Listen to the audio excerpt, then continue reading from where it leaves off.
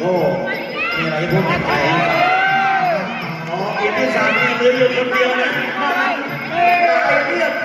ถ้าคนรีบอยู่ที่กระเบนขาวกระเบนขาวยกมือหรือเปล่าเอาไปที่สามเรียบร้อยแล้วกระเบนขาว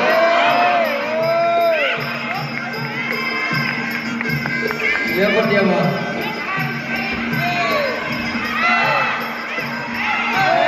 คนเดียวอยู่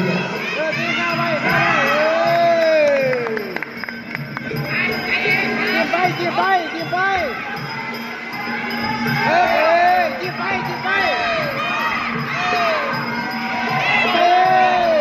เอามันสุดๆทำได้ทำกันเลยครับ เอาแย่เขากระแทกโอ้โหเลย เอาเต็มที่ กระแทกเลย